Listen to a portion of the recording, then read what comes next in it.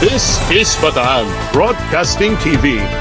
Naglilingkod sa sambayan ng Bataenyo. Magandang araw sa inyo lahat. Ako po si Mike Sigaral. At Ate Seni Soriano. At ito siyempre ang inyong paboritong palatuntunan o programa dito sa Bataan. Ito ang Dateline Bataan. Ngayon po ay November 7, Yes. 2024. Uy, Ilang 48 days Uy, bago ang Pasko. talagang hindi ko maramdaman, kuya. Malapit mo nang malamdaman. Paparamdam sa iyo ni Eric. Yan, oo. 186 days bago ang 2025 Yan ang mas midterm election. Alam natin na yan ang hinihintay ng karamihan. Pero ngayong araw na ito, November 7, ay medyo kakaiba yung ating update. Oo, medyo Kung special. Yung mga, medyo special to. Kung yung mga nakaraang news updates namin ay yung iba't ibang pangyayari sa iba't ibang bayan sa Bataan. Right now ay magko-concentrate muna tayo sa isang barangay dito sa Bataan na napaka-controversial. Na dati pa naming natalakay doon sa nagdaang or yung aming defunct news programa doon sa ibang istasyon.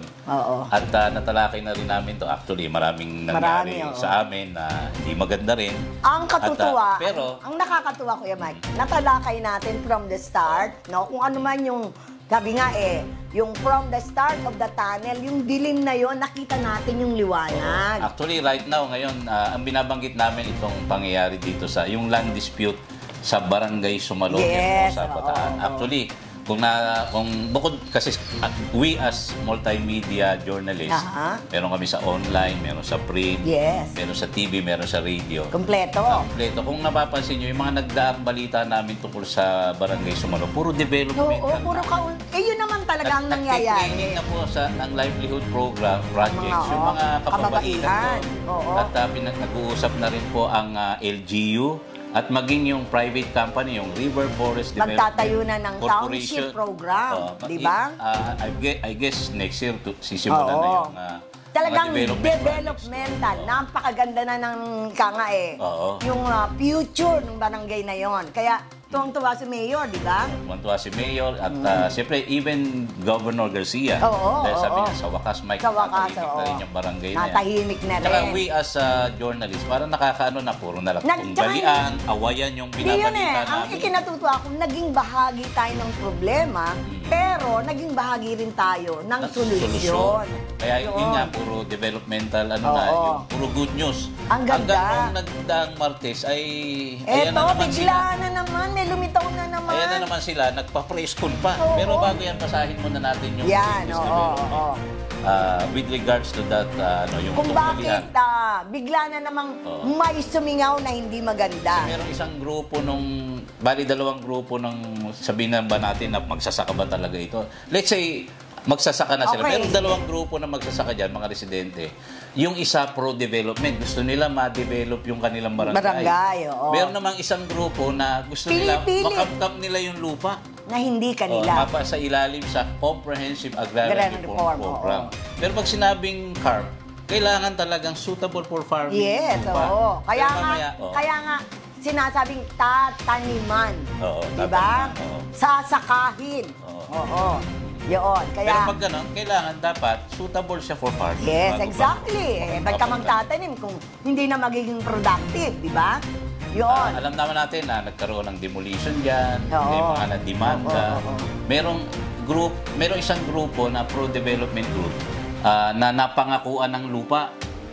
Kapalit ng mga butaw na ibinibigay nila dito sa grupo ni dating, lahat naman to may court records, diba? Ni dating punong barangay, Rolando Martinez at saka yung mga alipores yung mga collectors niya, di ba? Nakasuhan yun ng syndicated estafa.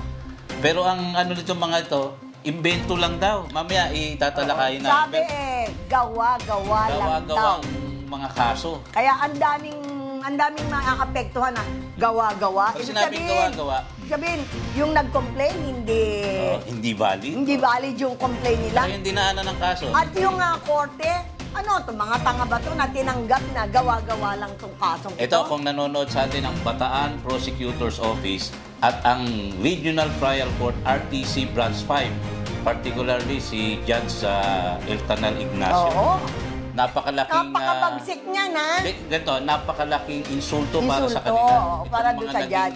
Para sabihin, pahayag. Oo, para sabihin, gawa-gawa lang yung gawa-gawa kaso. Lang. Kami, hindi kami meron pang isang vlogger na kulang na impormasyon pero ang galing magsalita. Oo, akala mo totoo niya yung lahat sinasabi. Yung kulang sa sinabi niya, dito namin lilinawin at yung kumpleto. At may dokumento kami. Alam mo, dyan sa vlogger niyan, ang hirap ng sinasabing parang...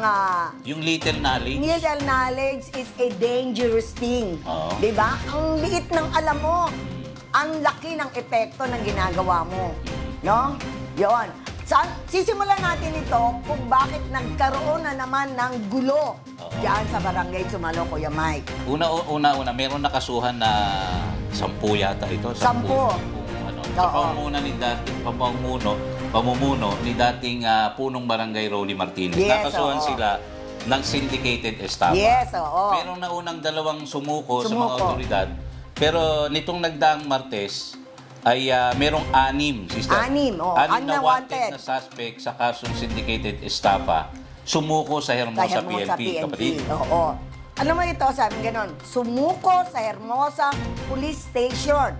No, ang 6 na individual na wanted sa kasong syndicated estafa noong November 5, 2024. So ito lang 'yan, no? Martes. No, bandang alas 4:15 ng hapon sa Barangay Sumalo, Hermosa, Bataan. Ayon sa police blotter, ito yung sinasabi ng isang nagsalita doon sa press conference sa City. Ayon sa police blotter ng Hermosa PNP na may pamagat na quote-unquote, arrest of other wanted persons. Kasi inaano niya, yung report daw namin, sinasabi namin na naaresto, sumuko naman. Hindi pwede. Pero sa version po ng mga pulis, arrest yun. May nanonood sa atin. Kuya Mike, kahit sumuko sila, aarestuin pa rin namin sila. Aarestuin pa rin yun. Kaya ito yung nakalagay, meron akong dokumento nito. Ayon dito sa police blotter na may pamagat na arrest of other wanted persons, ang mga suspect na naaresto ay sina Rolando Martinez, 58 years old, Magdalena Sanchez, 73, Fe Andulan, 62, Elizabeth Vicina, 55, Josefina Pasquil, 69, at Mila Dehan, 45 years old. Lahat ng mga suspect na ito ay residente ng Barangay Sumalo, Hermosa, Bataan. Alam mo ito, inilabas ang warrant of arrest ng kagalang-galang na hukom Maria Lourdes et Tanal, Ignacio ng Regional Trial Court, Branch 5 sa Dinalpian, Bataan, noong February 24, 2023 yan. 2023, kaugnay sa kasong paglabag sa Artikulo 315 ng Revised Penal Code o Syndicated Estafa. Walang inirekomendang piyansa para sa pansamantalang kalayaan ng mga suspect. Alinsunod dito sa Supreme Court AM number 210608 SC na italang operasyon gamit ang Alternative Recording Device o ARD bilang bahagi ng mga pamaraan ng pulisya. Ang mga suspect ngayon, Kuya Mike, ay nasa kustodiya ng Hermosa Police Station para sa karagdagang documentation at kaukulang disposisyon. At ayon nga dyan, nakausap ko mismo sa pamamagitan ng cellphone si Hermosa Police Chief Major Popangan. Hinihintay lang niya yung commitment order bago ilipat itong mga sumuko na ito sa Bataan District Jail ng Bureau of Jail Management and Penology o BJMP. Diyan po sa yung bago nating panlalawigan pilihan. Diyan sa Urani, Bataan, doon sa Command Center. Pero ang hindi ko alam kung matutuwa ako o kung ano man ang maganda. Pero bago naganap ang pag-surrender, pag-surrender, ay nagkaroon pa ng press conference sa Quezon City, ang mga ito at guest po, sina dating Senador Leila de Lima at Walden Bello. Professor Walden Bello. At dahil napanood dyan yung ating mga taga-Sumalo. Taga-Sumalo, particularly yung sa kabilang panig, yung mga complainant, ay pinalaga ng mga pro-development Sumalo residents and farmers ang mga naging pahayag nitong si punong barangay Rolly Martinez at yung mga kasama, mga kasama niya.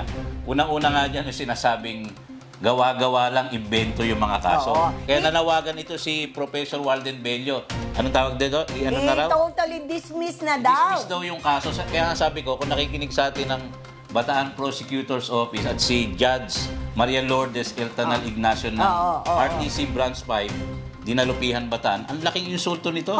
Ako po ay magsasaka rin po dito sa Sumalo. Hindi na po sana namin papansinin yung mga sinasabi nila Dahil nakapokus na po kami sa livelihood dito. Marami na po kami natutunan sa pagla-livelihood, kumukita po kami. At saka po, yung po sinasabi nilang magsasaka rin po kami. Isa po ako sa nagtatanim ng pinya sa Sitio Legua, Hermosa, Bataan. Pero tawid ilog na po yun. Wala po kaming nadatnan na pinya dito sa Sumalo. Sasagutin ko lang po yung sinasabi nila na gumagawa lang po kami ng usap tungkol po sa kaso ng istapa. Hindi po totoo yan. Totoo pong siningilan nila kami. Napakatagal na panahon. Hindi lang po magkano.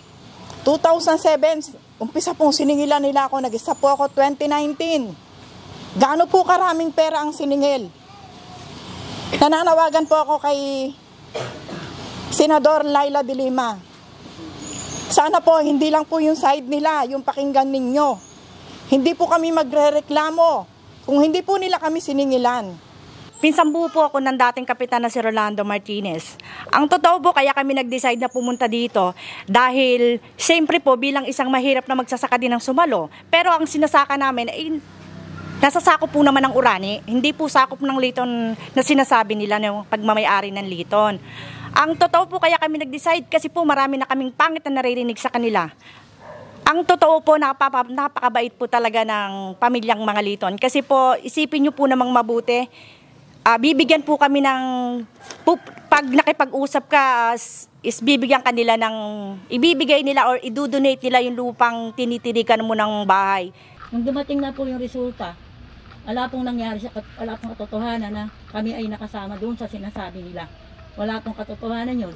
Ang totoo po, wala po kaming lista at wala naman po talagang totoong listahan. Yun po ay ginagawa lang nila para makalikom sila ng pera, para po may magamit sila sa mga kalokohan nilang ginagawa. Ha? Gawang-gawang kaso? Tatanggapin ba sa korte yan? Hindi po kami mga sinungaling. Yung korte po, hindi po tatanggap yan ng kaso kung gawa-gawa lang po. Sana po yung sinasabi niyo na gawa-gawa yung kaso, patunayan niyo po yan. Hindi po tanggap po yung mga korte po dito sa Bataan. Saka isa po ako sa asawa ng security guard dito na sinasabi niyo hinaharas ng mga security guard ang mga tao dito. Hindi po totoo yan. Kayo po ang hilig mambuli sa amin. Mula ulo hanggang pa kung murahin niyo kami. Ang kaso sa Sumalo sa pamamagitan ng DAR at ng mga taong nag-aabol ng lupa dito, may desisyon na sa Maynila Dinig na dinig ko nung katabi ko yung abogado na nagsalita na hindi pwedeng ipamamahagi sa kanila ang lupang Sumalo dahil may desisyon na ito ay gagawing paunlarin sa pamagitan ng magandang pamamaraan, hindi para magsaka. And not to mention, pero hindi ko narinig nagsalita ng ganito si Si Leila de Lima. Nandun si dating Senador Leila de Lima. Wala naman ako na kasi wala naman. lawyer Kasi, ito ayoko rin silang isisihin, Kuya Mike, no? Kasi yung mga taong yan, hindi naman nila alam ang kabuuan ng kaso. Maaaring ang sinabi nito, yun lang ang narinig nila na wala naman yung kaso, gawa-gawa lang Kaya sinasabi nila Walden Bello, nila Senator Leila de Lima na bakit masyado yan yung kriminalisasyon ng mga magsasaka. Naku po. Tsaka yung the way they speak, parang napakagulo ng Hermosa particularly. Kala mo. Sinisisi nila ang local government unit. Sinisisi nila ang local media. Dumaan lahat yan sa tamang proseso. At tamang proseso. At lahat po yan ay dokumentado. May documents from the Sangguniang Bayan ng Hermosa, LGU Hermosa, Bataan Prosecutor's Office, Bataan, even yung tunggalian ng lupa na yan or yung land dispute, may dokumento dyan sa Court of Appeals at sa Supreme Court. Natatawa nga ako din sa... namin tungkol dyan. Natatawa nga ako sa vlogger Kala mo, alam na alam niya yung istorya. Sinasabi niya pa na 2021, mag-research ka muna, kuya. Yan ang mahirap. Vlog kayo ng vlog. Hindi niyo naman alam yung buong istorya. Ayan, no? nabanggit niya na naging viral din yung vlog nung vlogger na yun. Oo, akala I guess mo. parang kumakandidato pa yata yun sa isang party list. Kumakandidato ka, dapat pagka ikaw ay nag-aano ng isang kaso, make sure na kumpleto. Hindi lang isang side ang titingnan mo. No? Tingnan mo yung kabilang side kasi baka maligaw ka. Kasi ngayon, sa halip na iboboto ka, mali-mali yung mga sinabi mo, hindi ka na iboboto dahil mali-mali ang informasyon. So yung nakapanood dun sa vlog na yon, ang kanyang ginamit na timeline ay mula 1979 hanggang 2021. Oo.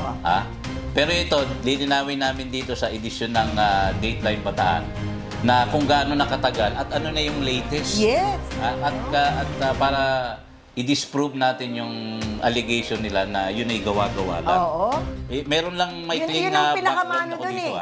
Gawa-gawa lang daw ang kaso. Sabi nga, nagsimula siya sa 1979 natapos sa 2021 yung kanyang vlog. Yung pero ito, mabilis lang ito, sister. Ang pamilya Liton ay nagsimulang makakuha ng ganap na pagmamay-ari ng ari-ariang ito. Ang pinag-uusapan natin yung 213 plus hectares, yung tinatawag na Liton Estate. Yes, Nagsimulang makakuha ng ganap na pagmamay-ari ng ari-ariang ito noong 1941. Pero meron kaming timeline na hindi lang 1941. Yung history ng lupa niyan since 1911 ito. 1911, Sakaling mapapanood niya ito, pwede kitang bigyan ng kopya nito. Para malaman pero, mo. Fast forward na namin, nasimulang yung totally na pagmamay-ari na pagmamay-ari ng mga Liton. Noong 1941 nang pumasok ito sa isang joint venture sa mga may-ari sa produksyon ng kamuting kahoy. Yes, oo. Noong September 1944. Kita mo kamuting kahoy. Kamuting kahoy. Hindi sinabing pagtatanim ng palay. Yes. Kamuting kahoy. Noong September 1944, ibinenta ng mga may-ari nito ang ari-arian sa mga Liton. Ngunit sa mga sumunod na taon dahil hindi nagawang maging produktibo ang lupa. So noon pa man, 1940s. Noon pa man, hindi na talaga produktibo. Hindi productive ang lupa. Hindi nawala. produktibo sa pagtatanim ng palay. Yes, nawala. Kundi kamote. Yes, nawala ang atensyon ng mga Liton para sa naturang ari-arian. Fast forward tayo, 1956. Oo. Ang unang wave ng mga nakatira ay pumasok sa property at nagsimulang manirahan doon. Sila ay nagawa nilang takutin ng lahat maliban sa isa sa mga tagapag-alaga ng Liton family. Sa halip na paalisin ang mga informal settlers, ang mga Liton dahil sa kagandahang loob ay nagpasya na tiisin muna ang kanilang pananatili. Yes, Pinasok ng mga taga-ibang lugar, taga-Cavite. Particularly, mamaya may statement dyan si Kapol Afable. Oo, yung pinakamatandang naninirahan ngayon sa barangay. At isa rin siyang farmer. Fast forward 1960s. Noong dekada 60s, tila pinalakas ng loob ng pananahimik ng mga Liton, kinuwestiyon ng isa sa mga nakatira ang pagmamay-ari. Sa pagsisiyasat, kinumpirma ng Bureau of Lands, na ngayon ay Register of Deeds, ang pagmamay-ari ng Litons. Fast forward yung 1990s, at binabanggit ang mahinang kondisyon ng lupa para sa paggamit ng agrikultura at pagkakataon upang mahusay na gamitin ang lupa kung binuo para tirahan, komersyal, pang-industriya na paggamit. Nag-apply ang mga Liton para sa pagkapalit ng lupa. Conversion. Inendorso ito ng Department of Agrarian Reform, DAR Region 3 para sa pag-aproba. Ngunit ang DAR, itinanggi naman ito nung sekretary sa pag-apila nakuha ng mga Liton ang conversion ng lupa mula sa tanggapan ng Pangulo.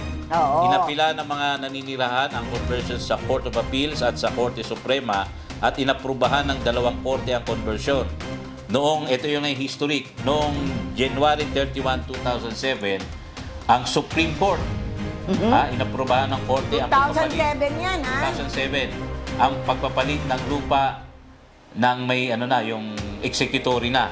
Pero bago pa man ang natapos ang desisyon ng Supreme Court, naaprubahan ang pagbabalik loob at kumilos ang mga Liton na kunin muli ang pagmamay-ari ng ari-arian bilang kinakailangang paunang kondisyon para sa mahalagang gawain na kailangan para sa pagpapaunlad ng ari-arian. So, i-take note po natin yung mga taon, no? kung talagang tutusin, 1941 ba? 40s pa, 1940s pa, pag-aari na ng mga liton. No? Hanggang sa, nag-ano-ano yung mga year, di ba? Pumatong ng pumatong. Yung mga tao naman, no, na merong napunta ron, although may caretaker yung mga liton, na overwhelmed yan ng pagpasok ng, sabi natin, mga illegal settler. No? Ang dami. At nagtawag pa, di kayo, dito merong ano, di ba may lugar na pwedeng tirhan. Makita na ng mga liton na marami na sila, medyo sabi ng mga liton, yan na yan, yung mga residential. Ito pa isa, lahat ng binabanggit namin dito may documents at saka yung iba rito ay nasa Supreme Court. Noong June 16, 1997, naglabas ng desisyon ng Office of the President.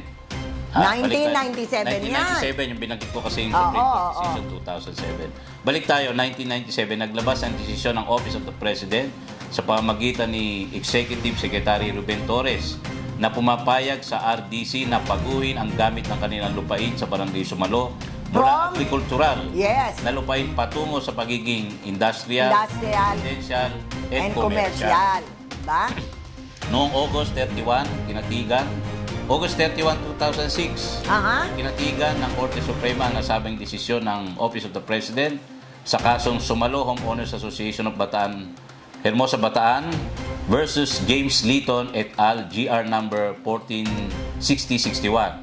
Ngunit noong ito na isang important. Ngunit noong June 2014, ang lupang ito ay binigyan ng Department of Agrarian Reform o DAR at ipinasailalim sa Comprehensive Agrarian Reform Program. At noong January 7, 2018, kinatigan ng Office of the President ang desisyon ng DAR na maisama ang lupa ng RDC sa CARP.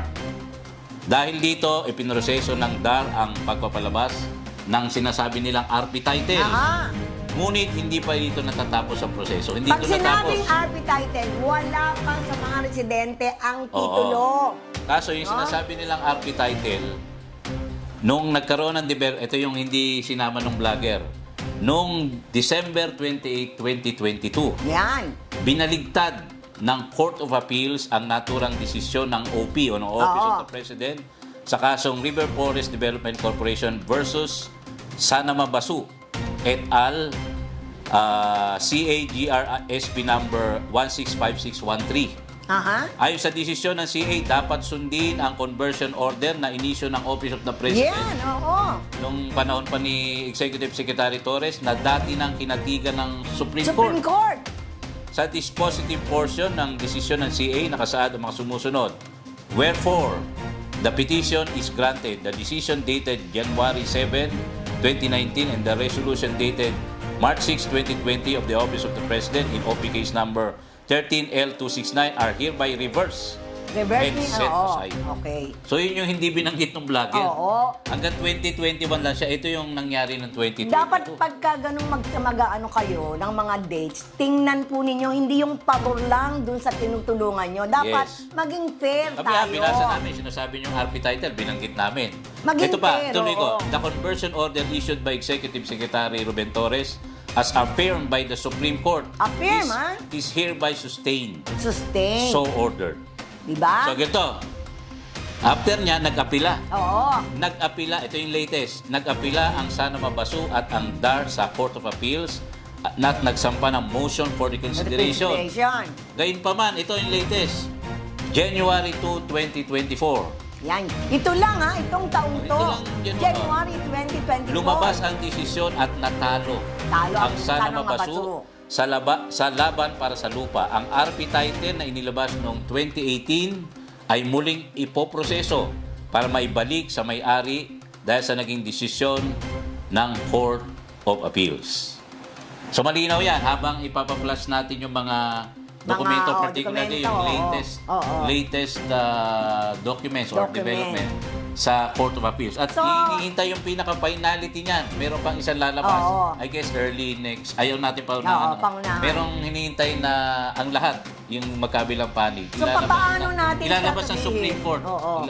ilalabas ng Supreme Court at dyan siguro matatahimik ng lahat. Sana, no? Sana. Kasi despite sa napakaraming sa korte, ayaw pa rin nilang tumahimik. Pero malinaw naka-attend ako dati ng meeting between the LGU and the RDC. Oo. Dahil dyan sa decision na yan sa sa Court of Appeals, pwede na mag-proceed yung mga development. Yes, no? Yan. So yan lang, kaya lang nakita natin, dahil mag-eleksyon, pwedeng maging hindi rin natin masisisi yung mga politikong pumunta doon sa press ko. Oo. Hindi, so, kaya nga ang inaano ko nandun sila not knowing, napakatagal na yan, no? Hindi lang kompleto. Po ngayon yan, no? Kompleto po yan. Bukod dito sa ating mga sinasabi, ipapa-plus natin or yung mga katibayan, mga pinagsasabi natin dito, para kumpleto yung pinaka-timeline niya at pakinggan po ninyo yung mga naging sagot or reaksyon yung mga nasa kabilang, yung mga particularly yung mga complainants diyan sa kasong syndicated estafa at idadagdag po natin yan ang naging interview ng ating kasamang si Ruel Tarayaw, courtesy of K5 News. Yes, At ngayong umaga, kung saan yung pinaka-legal counsel ng mga complainant diyan sa syndicated estafa case ay maririnig nila yung legal explanation. Kung ito nga ba yung sinasabi nilang invento nga ba? Di ba? Oo, gawa-gawa lang. Basta yan, inaamon ko na kung pwedeng mag-react ang Bataan Prosecutor's Office at maging ang RTC. Para malaman na sana mapanood ninyo yung kanilang press conference at yung rin natin, meron din doon sa naturang press conference, merong 3 local media or Bataan media personalities po ang binanatan ng isang umatin doon at tingnan lang natin in the near future kung makikita tayo sa korte. Sa korte, oo. Kasi yun lang ang warning namin. Madali lang magsalita Oo. Diba? We can say anything. Pero make sure na may hawak kayong dokumento. At may mga ebidensya kayo. Lalo kung may papanatang kayong tao katulad namin ni Ate Sheni, make sure na may pambayad kayo sa abogado. Yan. Yan. Kaya yung mga bumabanat sa amin, magkita tayo sa korte. Tutuloy natin yan. So yan muna ang ating special edition ng ating Dateline Bataan. At ako po ang inyong lingkod, Mike Sigaral. At Seni Soriano. Ito po ang inyong, hanggang sa muli, ito po ang inyong paboritong programang Dateline Bataan.